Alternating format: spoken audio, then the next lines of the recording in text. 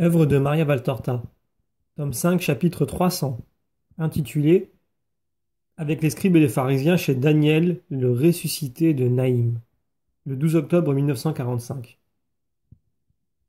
Toute la ville de Naïm est en fête. Jésus et son hôte, pour la première fois depuis le miracle de la résurrection du jeune Daniel. Précédé et suivi par un grand nombre de personnes, Jésus traverse la ville en bénissant. Aux habitants de Naïm se sont joints des visiteurs d'autres lieux venus de Capharnaüm, où ils étaient allés le chercher et d'où on les avait envoyés à Cana, et de là à Naïm.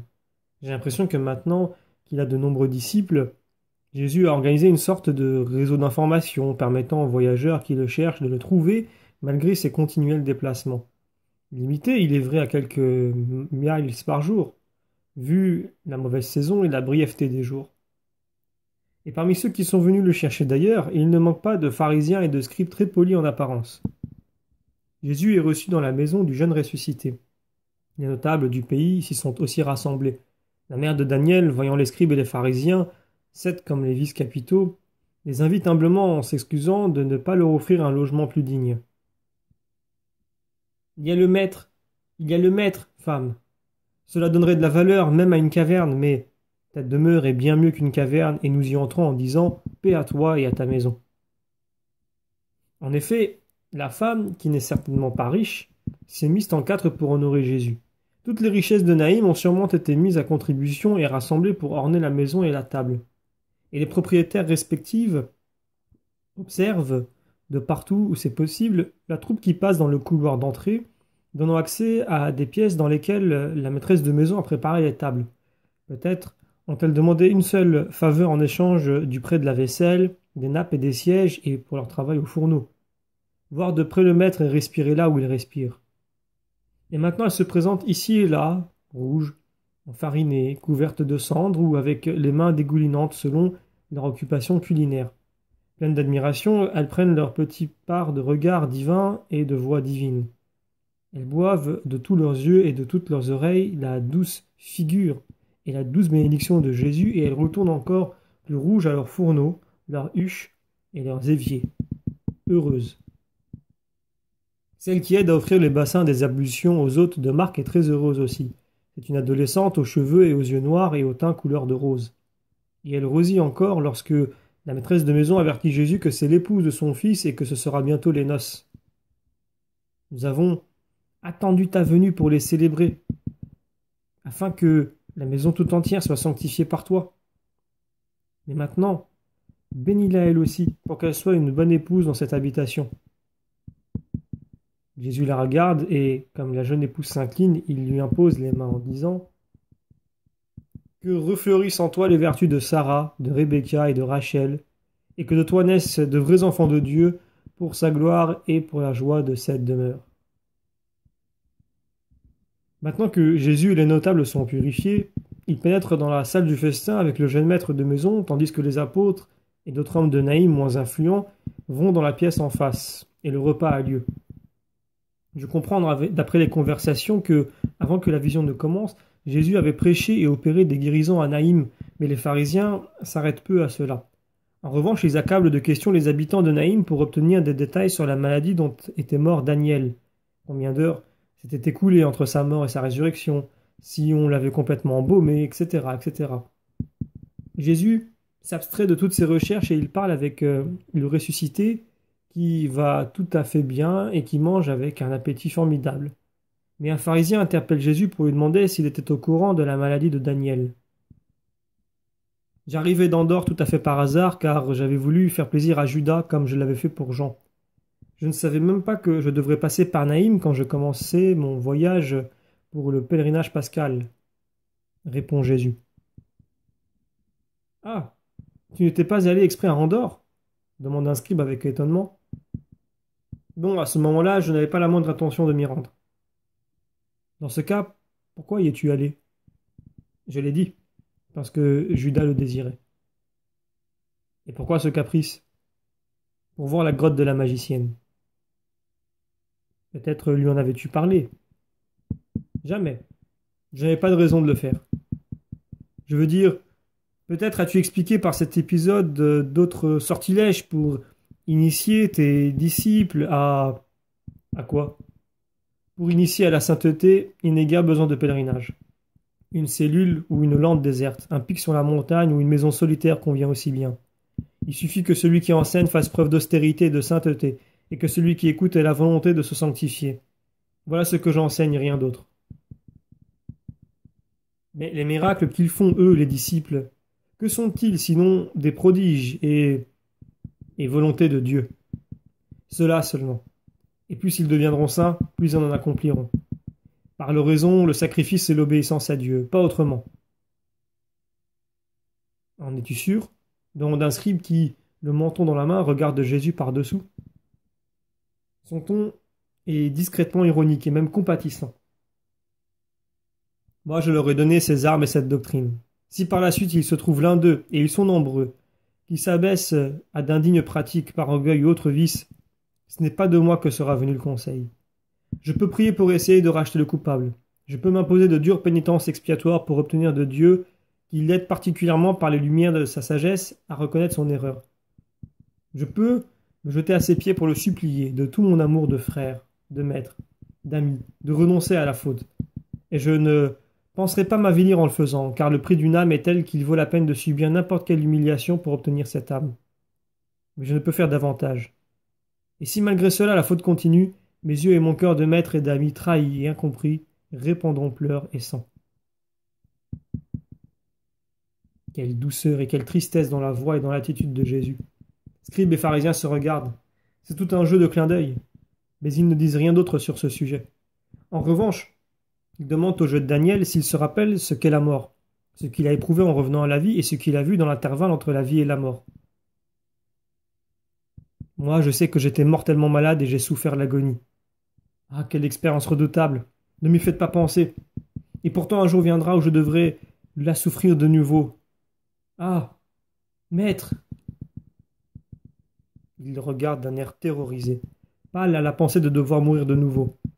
Jésus le réconforte doucement en disant « La mort en elle-même est expiation. Toi, en mourant 2 fois, tu seras purifié de toute tâche et tu jouiras aussitôt du ciel. Que cette pensée te fasse vivre en saint, pour qu'il n'y ait en toi que des fautes involontaires et vénielles. » Mais les pharisiens reviennent à l'attaque. « Mais qu'as-tu éprouvé en revenant à la vie ?» Rien. Je me suis retrouvé vivant et en bonne santé comme si je m'étais éveillé d'un long et lourd sommeil. Mais tu te rappelais que tu étais mort? Seulement que j'avais été très malade, jusqu'à l'agonie, c'est tout. Et qu'est-ce que tu as retenu de l'autre monde? Rien du tout. Un trou noir, un espace vide dans ma vie. Rien.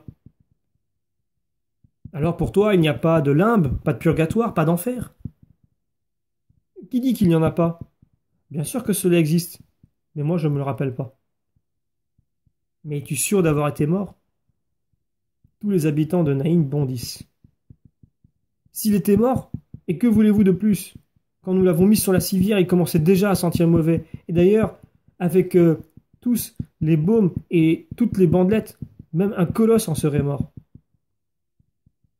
Mais toi, tu ne te souviens pas d'être mort? Je vous ai dit que non. Le jeune homme s'impatiente et il ajoute « Mais qu'est-ce que vous voulez prouver par ces discours lugubres? Que tout un village a fait semblant que j'étais mort, y compris ma mère, y compris mon épouse qui était au lit, mourant de chagrin, y compris moi-même, ligoté, embaumé, alors que ce n'était pas vrai? Que dites-vous? Qu'à Naïm, tous étaient des enfants ou des idiots qui voulaient plaisanter?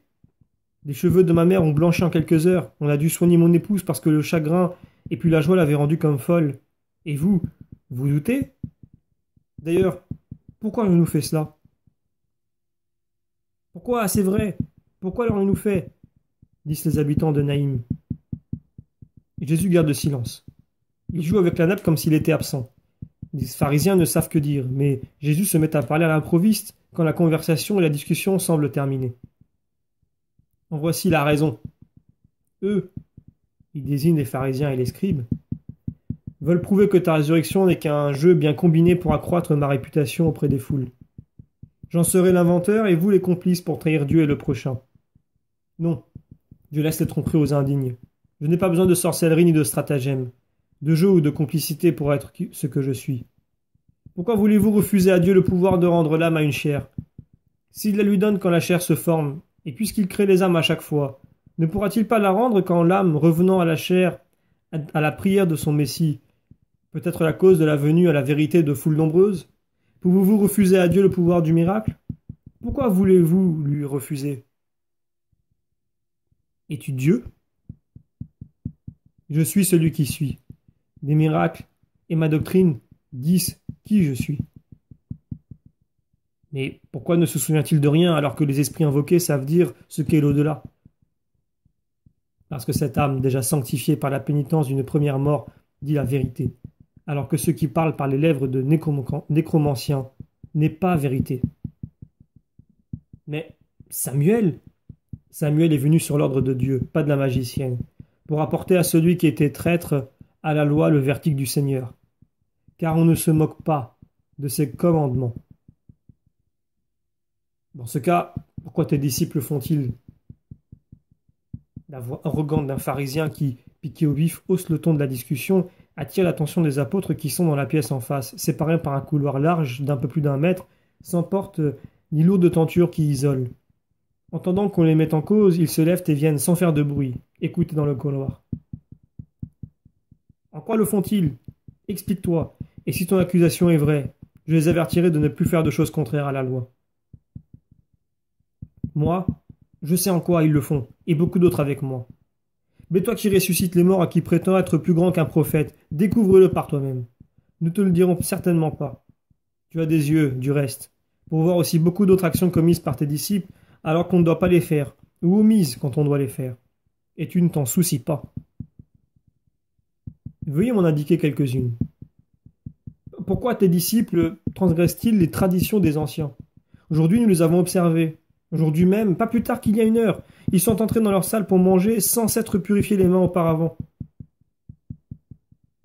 Si les pharisiens avaient dit « et ils ont égorgé des habitants auparavant », ils n'auraient pas pris un ton de si profonde horreur. Vous les avez observés, oui. Il y a tant de choses à voir et qui sont belles et bonnes. Des choses qui font bénir le Seigneur de nous avoir donné la vie, pour que nous ayons la possibilité de les voir et parce qu'il les a créées ou permises. Et pourtant vous ne les regardez pas, et avec vous beaucoup d'autres. Mais vous perdez votre temps et votre paix à poursuivre ce que vous ne jugez pas bon. Vous ressemblez à des chacals, ou plutôt à des hyènes, qui suivent à la trace une pestilence, en négligeant les senteurs que le vent apporte des jardins parfumés. Les hyènes n'aiment pas les lys et les roses, le jasmin et le camphre, les cinnamones et les œillets. Pour elles, ce sont des odeurs désagréables. Mais la puanteur d'un corps en putréfaction au fond d'un ravin, ou dans une ornière enfouie sous les ronces, où l'a enseveli un assassin, ou rejeté par la tempête sur une plage déserte, gonflé, violet, crevé, horrible. Oh, quelle fumée agréable pour les hyènes! Et elles hument le vent du soir qui condense et transporte toutes les émanations que le soleil a évaporées après les avoir chauffées pour sentir cette vague odeur qui les attire. Après les avoir découvertes et en avoir trouvé la direction, les voilà qui partent en courant, le museau à l'air, les lèvres déjà retroussées dans ce frémissement, des mâchoires semblables à un rire hystérique, pour aller là où se trouve la putréfaction. Que ce soit un cadavre d'homme ou de quadrupède, celui d'une couleuvre tuée par un paysan, ou encore d'une fouine par une ménagère, que ce soit simplement un rat crevé. Ah, voilà qui plaît. Elles enfoncent alors leur croc dans cette puanteur repoussante, se régalent et se pourlèchent les babines. Des hommes qui se sanctifient de jour en jour, et cela n'a rien d'intéressant. Mais si un seul fait du mal, ou si plusieurs négligent ce qui n'est pas un commandement divin, mais une pratique humaine, appelez la même tradition, précepte, comme vous voudrez. C'est toujours une règle humaine. Alors on s'en dérange. Alors on note. On suit même un soupçon. Seulement pour se réjouir en voyant que le soupçon est réalité.